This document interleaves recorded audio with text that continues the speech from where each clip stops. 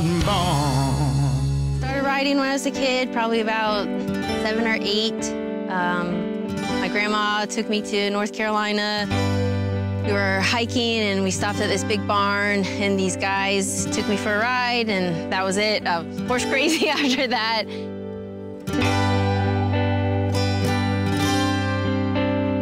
These days, Jessica is all grown up with a kid of her own, but she's still crazy about horses, especially her gypsy mare Star and her little colt Trigger. I didn't really choose Gypsy for the breed. It was more the horse. I had been a full-time mom for a year and I needed to get out of the house and do something and I stumbled upon her. So what is it about Star that you like so much? I think timing was definitely a big thing. I was just kind of a little lost and she just, I don't know, she helped me find myself again. She's really, really sweet, but a little bit of a brat.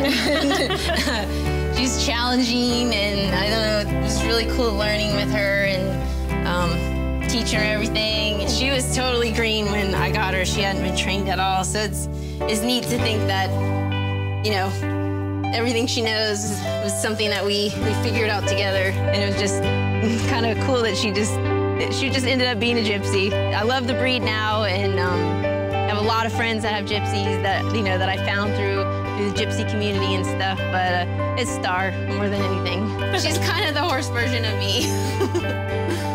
So what are your plans with this little guy?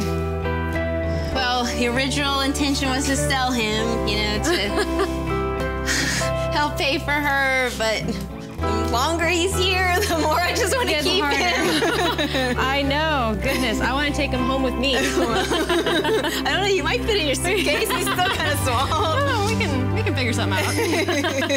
These two young moms and their offspring share a 5-acre plot nestled in the Oak Harbor Campground in Central Florida.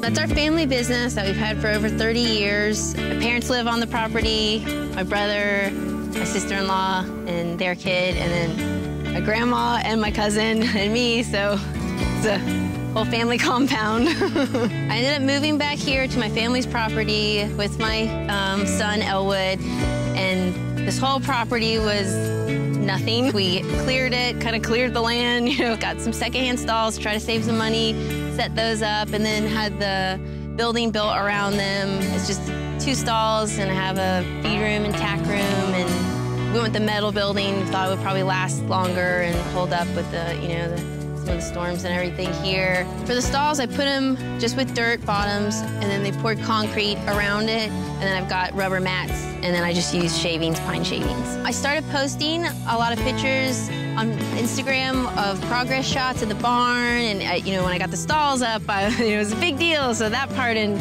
you know, the concrete's poured, I'd post another picture. Wild About Barns started following me, and I became friends with Alyssa, who runs the social media, and I started following on Facebook too. And here we are. I think probably the best thing about barns is, for me, it just takes me away from everything else. When I go out there, I forget about anything else that I'm stressed about. It just kind of takes you away, and I know there's a lot of other girls that feel the same way. It's just, I don't know, it's just perfect. It's just where you always want to be. Jess, we know exactly what you mean. What could be better than hanging out with your horse in your own backyard barn? Unless you could be swimming with your horse in your own backyard lake. So what do the snowbirds think when they see you and big ol' Star coming for a swim? Well, a lot of them have said she's over the pet weight limit that we have for the park, but everybody loves her. Everybody gets a kick out of her. This life's gonna be better than this.